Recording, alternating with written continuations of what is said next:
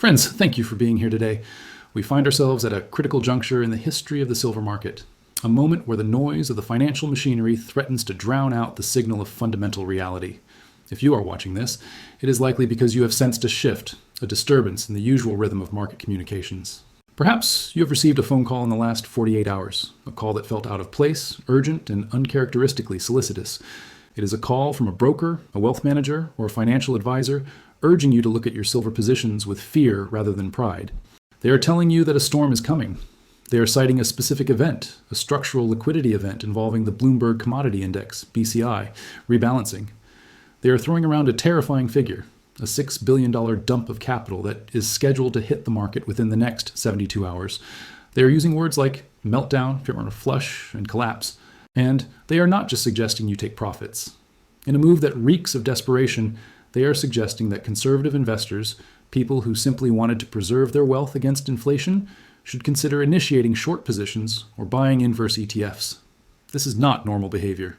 To understand why this is happening and to navigate the treacherous waters of this week, we must strip away the emotion. We must refuse to succumb to the panic they are trying to induce. Instead, we must adopt the cold, analytical gaze of the forensic accountant.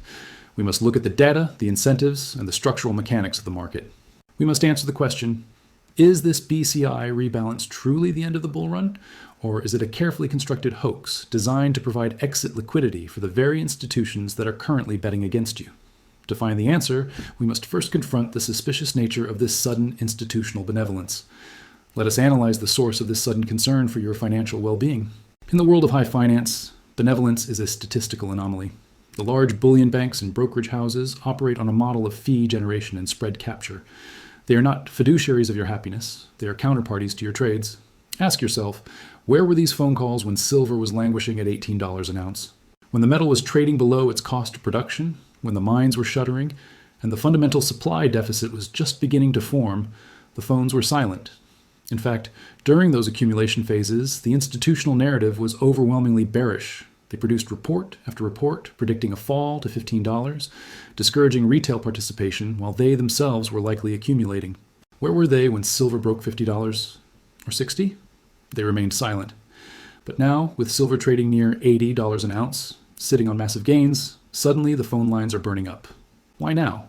Why, at the precise moment when the market structure is most strained, have they decided to become your protectors? I'm genuinely curious. Have any of you received a call like this in the past week? If a broker has reached out to you with this specific meltdown narrative, please share your experience in the comments below.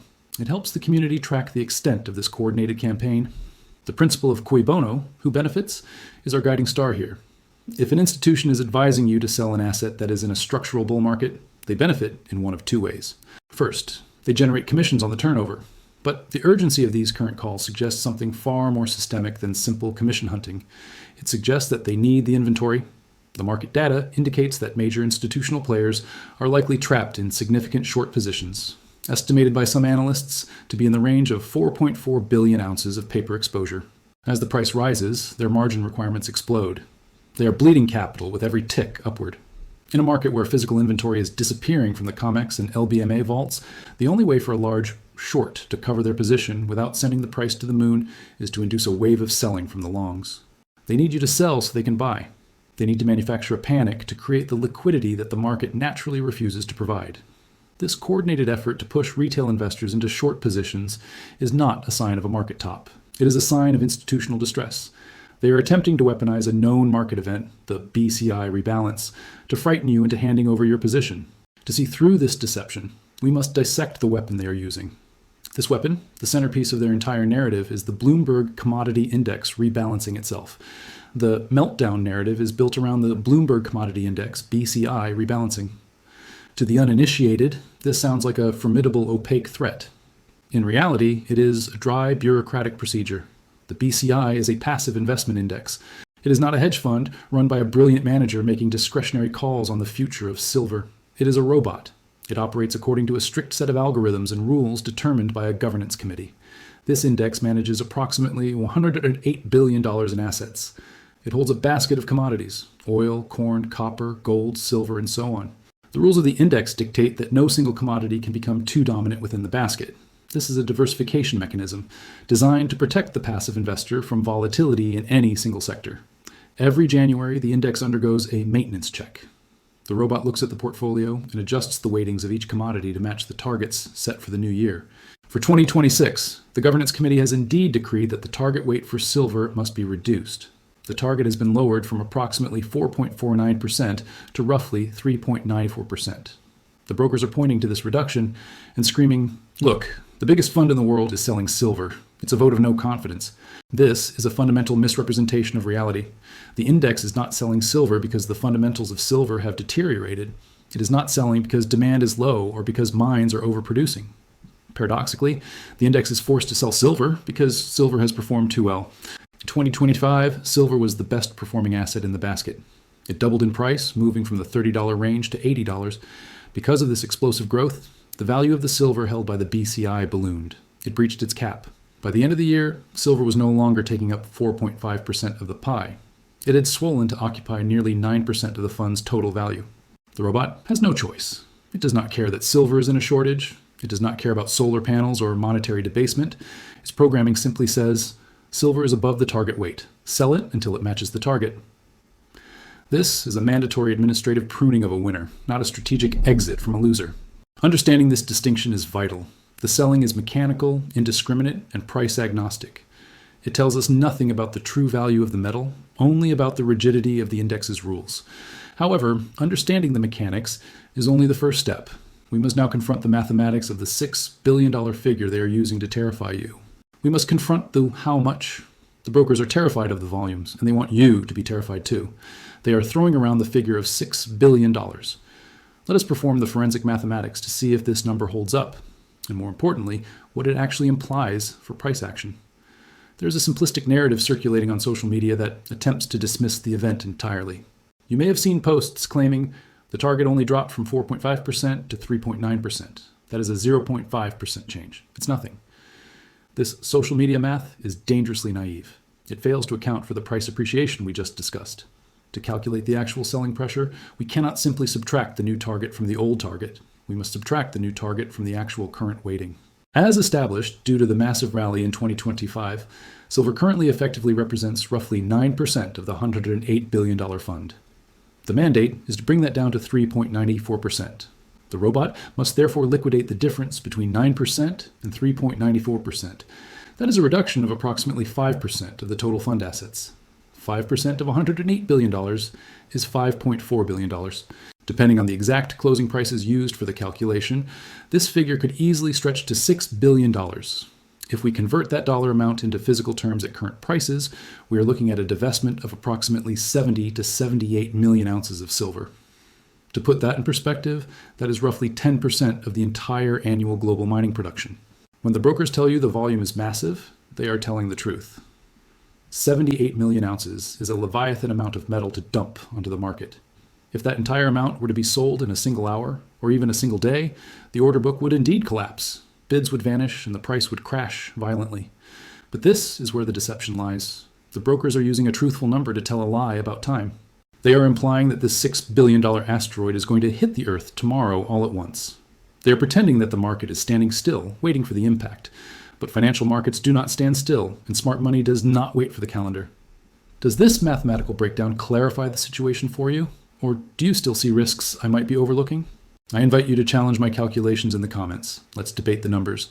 This leads us to the most critical deception regarding the timeline, a phenomenon known in the industry as front-running. We must introduce the concept of front-running.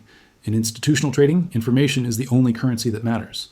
The target weights for the 2026 BCI rebalance were not a state secret revealed this morning. They were published and disseminated to the market in October of 2025. For 3 months, the entire financial world has known exactly what the BCI robot would have to do in January. Now, place yourself in the shoes of an active fund manager, a shark, at a major hedge fund or trading desk. You track the commodity index, but you have the discretion to trade around it. You know that a massive, price-insensitive seller, the BCI, is guaranteed to sell 78 million ounces of silver in January. Do you wait until January to sell? Do you sit on your hands and let the robot crash the price before you get out? Absolutely not. That would be professional malpractice.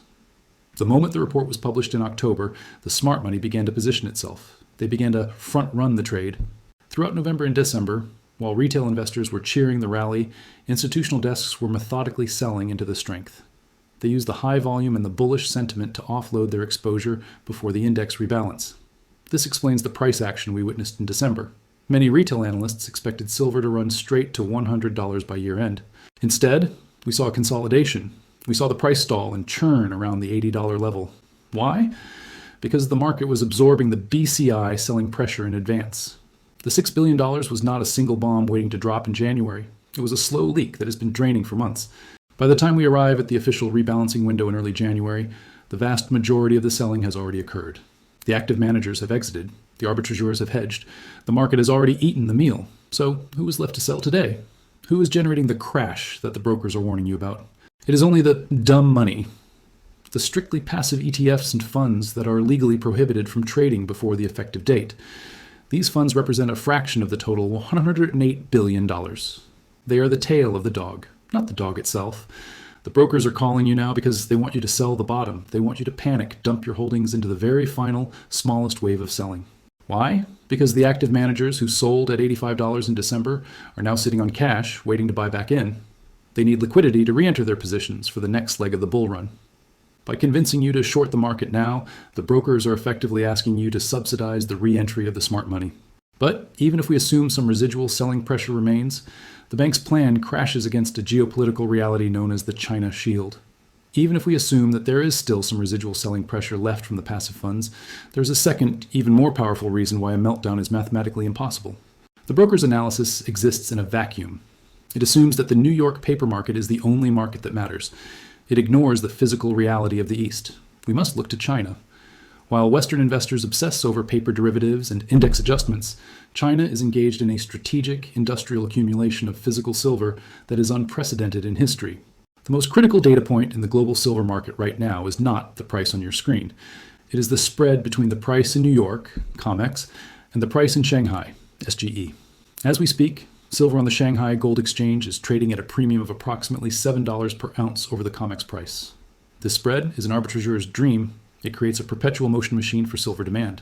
If a trader can buy a bar of silver in New York for $75 and instantly sell it in Shanghai for $82, they will do so until the vault is empty.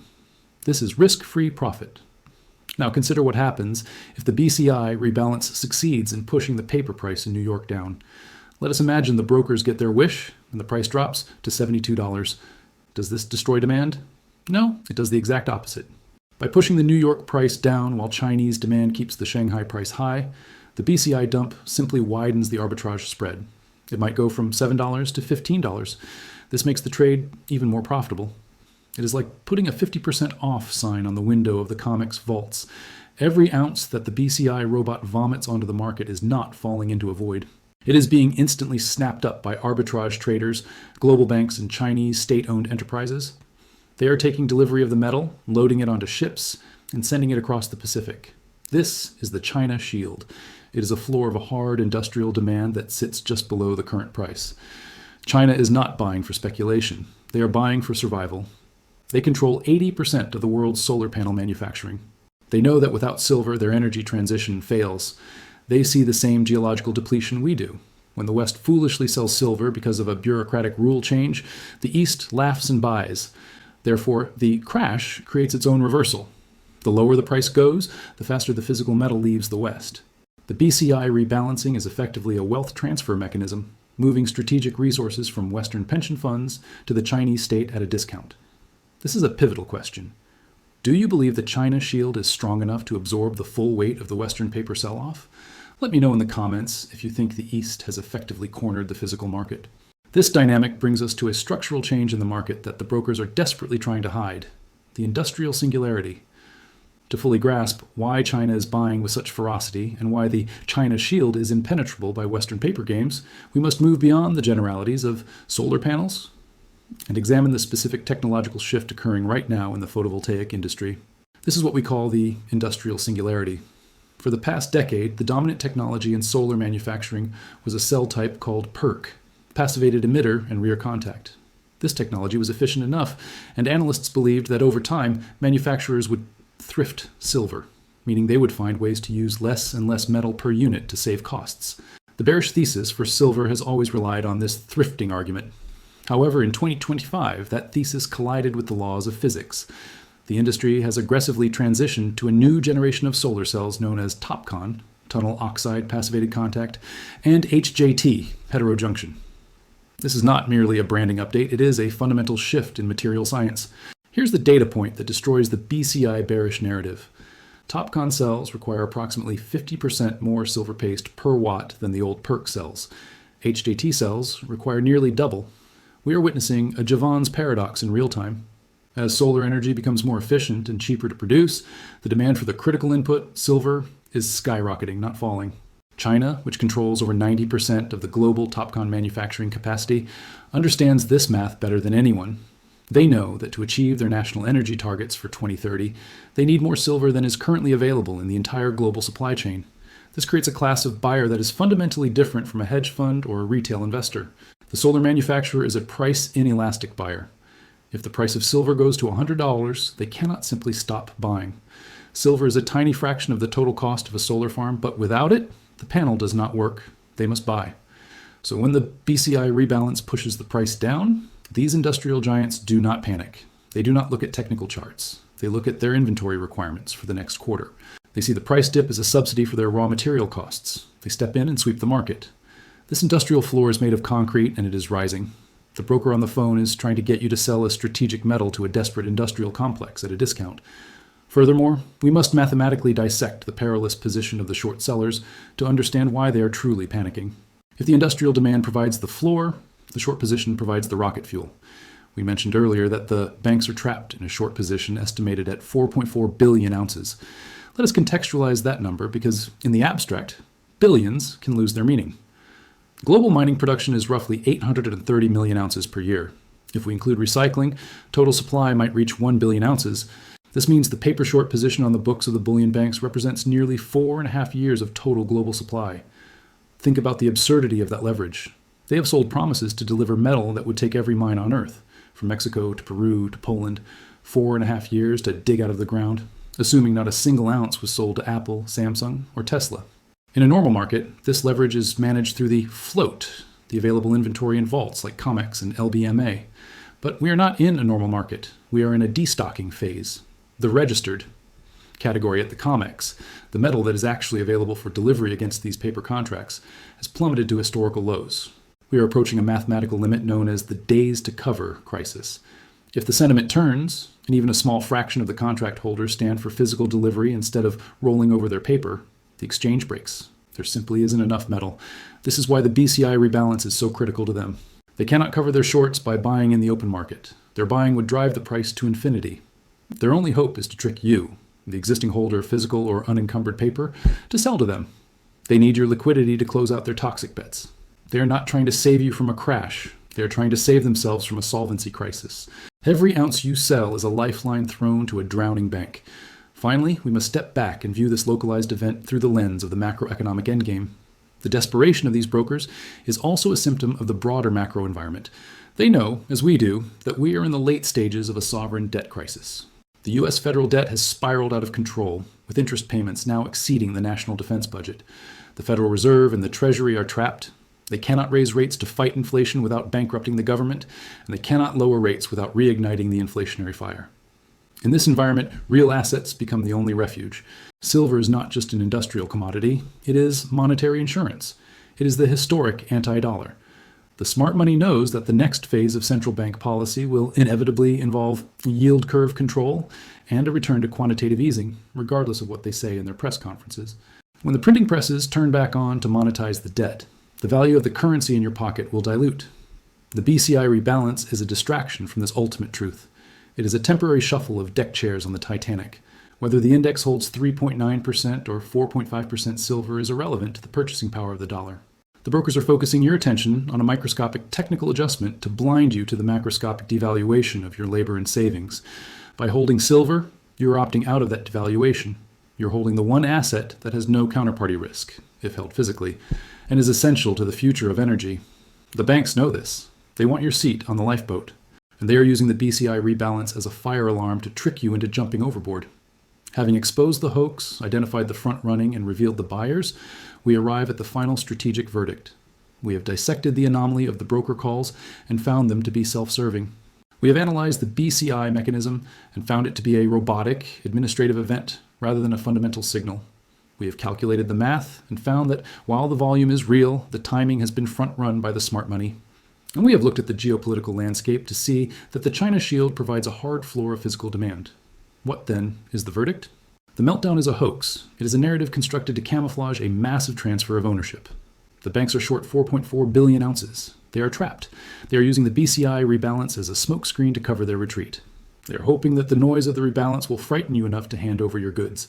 Friends, the era of being shaken out by paper games is over. We deal in data, not fear. The instructions for the coming days are clear. When the phone rings, do not engage. Do not let a panicked voice on the other end of the line convince you to trade your sovereign wealth for their dying paper promises. Understand that the selling pressure you see on the charts is the rearview mirror effect.